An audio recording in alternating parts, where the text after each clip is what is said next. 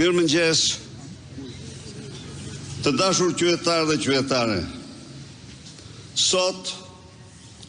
unë kam këtë deklarat para jush, me të cilën faktohet se shteti, narkoshteti, është shteti i Irenës me 5 mbiemra, i Troplinit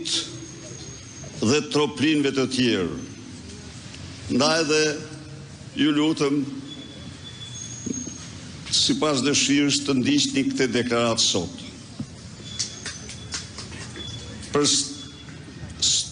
Pra, ky është shteti i Irenës me 5 mbiemra që vazhdon detyrën në shkelje flagrante të kushtetutës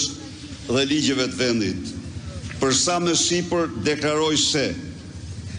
ne kemi bërë kërkesë pranë KLG-s për konstatimin e marrimit mandatit të Irena Gjoks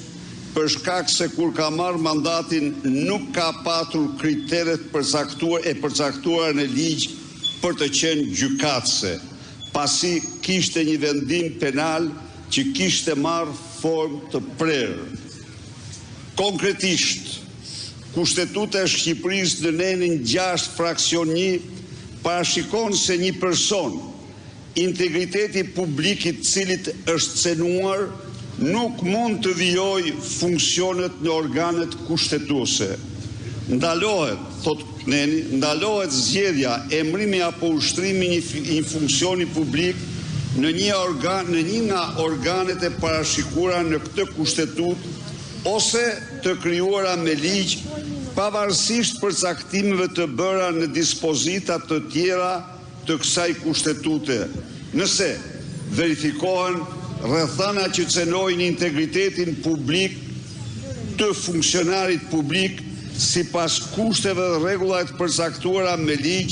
të miratuara me 3/5 e të gjithë anëtarëve të kuvendit. Ky pra është përcaktimi i Kushtetutës së Shqipërisë, ligji miratuar me 3/5 në vitin 2016, ligji 96/2016 për statusin e gjyqtarëve dhe prokurorëve në Republikën e Shqipërisë, parashikonte në nenin 28D se nuk mund të ketë statusin e magjistratit një shtetase që është dënuar me vendim penal të formës së prerë, në rastin konkret pra Irena Gjoka. Por ky ligj parashikon në nenin 66 fraksion 3 detyrimin e çdo magjistrati të njoftonte menjëherë KLG-n për ekzistencën e një kushti që çonte në mbarimin e mandatit. Po ky ligj parashikon në nenin 161 fraksion 1 se gjyqtarët e gjykatës së krimeve të rënda, ku ishte gjyqtare Irena Gjoka, do vazhdonin të qëndronin në pozicionin e tyre si gjykatëse e posaçme, me përjashtim të rasteve kur kishte shkaqe për mbarimin e statusit të magjistratit. A e kuptoni pra, miqtë e mi, që kjo delinkuente që fshihet nga Altin Troplini, nga prokurori i përgjithshëm,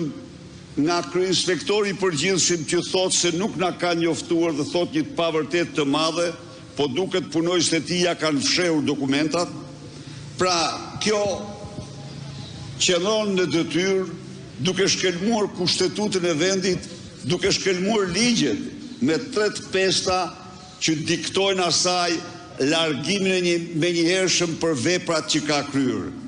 Sipas ligjit numër 138/2015, ligj tjetër ky, ligji dekriminalizimit, ligji miratuar me 3/5 ashtu siç kërkon kushtetuta, fshehja, refuzimi për deklaruar gjykime dënime, qoftë edhe jo të formës së prerë, Irena me 5 mbiemra ka të formës së prerë, nga autoritetet të huaja për çfarë do lloj vepre penale apo mas dëbimi shkakton ndërprerjen e menjëhershme të funksionit të gjyqtarit dhe Irena Gjoka nuk ka deklaruar një gjykim, një dënim dhe 2 dëbime, por mbrohet në mënyrë antikushtetuese, antiligjore nga një bashkëpunëtor krimi që quhet Altin Troplini. Dhe jo vetëm ai, mbrohet nga KLG-ja, mbrohet nga prokurori i përgjithshëm, pa çka se gjithçka e akuzon këtë kriminale për fshehje të veprave të saj penale. Sipas ligjit numër 95/2016, ligj për strukturat e posaçme, gjykat, prokurori, BKH, të gjithë ata që donin punonin në këto struktura,